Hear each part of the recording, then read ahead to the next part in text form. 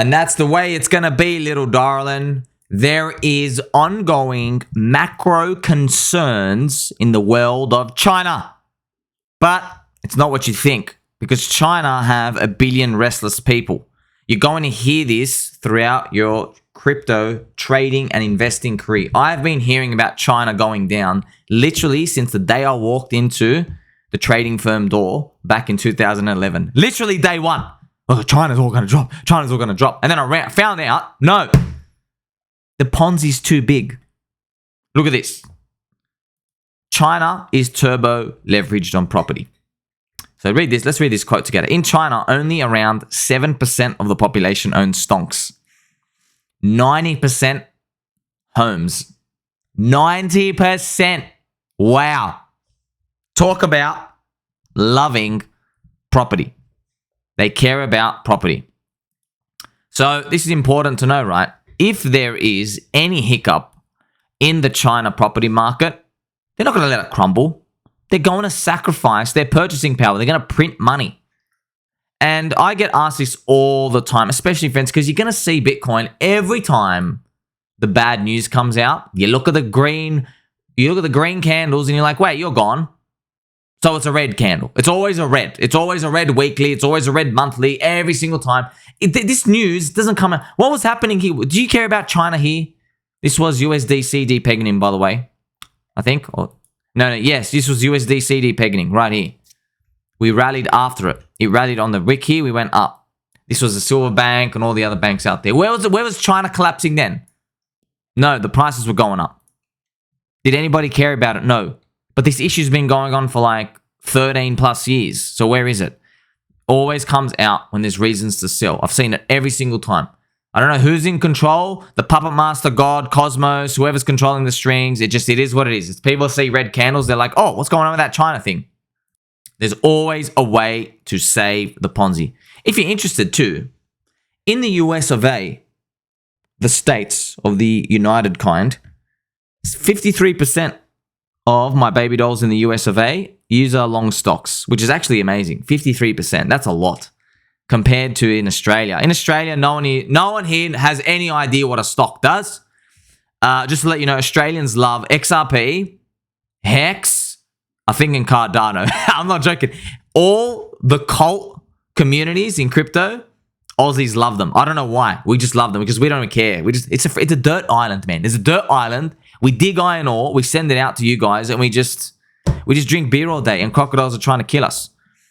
So it's fascinating to see Americans actually know and understand stocks and bonds. By the way, in Australia, nobody knows what a bond is as well. I'm serious. No one knows what a treasury note is, or a bill, or bonds. That's all financial jargon to them. All we know is, mate, you got a house? How big's your 3-bedder? 3-bedroom, if you can't understand what that means. Okay, so yeah, in America, 65% own real estate. So the beautiful part is, what this actually means is, if the S&P 500 drops, that's it. It's auto print time, 100%.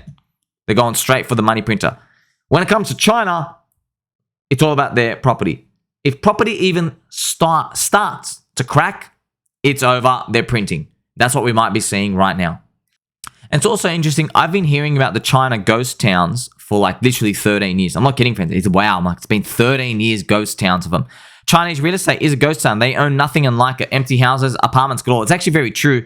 There are an enormous amount of properties in China, things like 10%, that have nobody in there. It's just that rich people want to buy it. They just want to buy it just to punt because they have nowhere else to store their value. The stock market's trash. They can't actually put money anywhere. So it would be fascinating if they kind of unban crypto just to let them get their foot in. But I wonder what they'll actually let people buy because they're very strict in that area. And you can be sure of one thing. So yes, we're going to see the candles, friends. The candle's going to keep being printed. There's going to be stories every single time. Every time there's this is a monthly candle, by the way, M for friendship. Every single time you see the candle, there's a story attached behind it. You know, like, all right, why did we go up in March 2023? I remember crypto banter. I was watching the videos every day. They're saying, well, Silver Bank, you know, it's got the troubles. The Fed had to do the secret printing and Bitcoin rallied because people see it as an alternative system and they know they have to print again. That's right. Okay, why do we go down this red month in May? You know, oh, we hit the top of the point. It is what it is. We just got to reject. Okay, why do we go up again here? This was Roca Negra, the BlackBerry ETF. right? I think this run before was the SEC attack. See what I mean? It's always a story. It's always a story. It doesn't really matter. The candle's going to print anyway. And you know what else? You know who else is going to print? The government. The government is going to print. This is the secret of the next 7 years. Why 7 years? It's just this decade, friends. This is from here to 2020, 2030. The US government and the US Fed are going to spend all of their time disguising money printing. Why? It's because me and you, so this is me and you, all right, drinking our little juice, we understand what money printing means now. Back in the day, they didn't. Back in the day, they thought, oh my God, I've heard about it in history books and it might cause inflation. But now it's not like that. Now we actually know, okay, you print money, your competitive currencies go up. It has a hyper reaction function. It's super sensitive to it. Governments do not like that.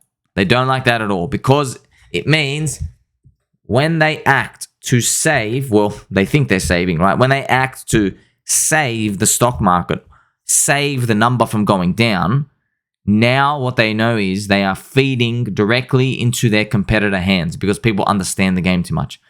But because we're humans, we can be manipulated. We were genetically engineered that way. All they have to do is say different words. It's true. It's true.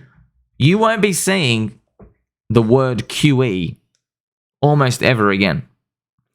They're going to use a different word. They're going to make up a different term. They're going to make up different accounts. This is what it is. They're going to rotate 4-letter words, 2-letter words, 3-letter words. They're going to give them new names, new labels. But don't be fooled. It's the same thing. This is Microsoft Excel database. That's it. They just have money here. They go, okay, how much money do you have here? You have 1 billion? No, you don't. You have 10 billion here. I'm going to move it to this Excel sheet. How much were you in deficit? Minus 10 billion? No. Now you're actually zeroed off. See you later. Yay, I ticked it off. I'm not joking, by the way. I know this sounds very crude and rudimentary. I'm not kidding. This is what they do. I'm not making this up. They literally go from one account at the Fed and they just move it over. I'm not making this up, friends. This is exactly how it works. They literally press your digit on the keyboard and that's it. This is printing money. This is why Bitcoiners love proof of work so much. That's why Satoshi made Bitcoin proof of work. It's like, hey, can I make something like pseudo-physical, pseudo-electronic where you can't just print money like that? Like you actually have to do work. That's why they made the algorithm of Bitcoin where you just solve this random 2 to the power of n number and try to find some weird number. I forgot how it works. You get the point, okay? So this is literally how it works there. So, but the fact that somebody like me, wrestling crocodiles part-time, sitting on a squeaky chair in a dusty room, the fact that I can tell you this, like in a sentence, that's very bad. That actually means we're getting further along the late stage endgame. That's not good at all. I know it's great that we can understand it, but it means like, if we're starting to understand it fast, that means they're going to have to work overtime to try to hide what's really going on. So when they print money, it's all the same. And that's what's coming ahead of the game now. So you might see the next one, they might do yield curve control. You might see the word like YCC, yield curve control, all right? And yield curve control is another form of QE. It's another form of money printing. But when it comes to yield curve control, it's just done in a different way. Instead of market buying the bonds, they will leave a limit bid. It's like, imagine, like, would you buy, like, for example, like if you had, let's say you wanted to sell 1,000 Bitcoin. Well, what if I placed a bid to buy 100,000 Bitcoin right under you?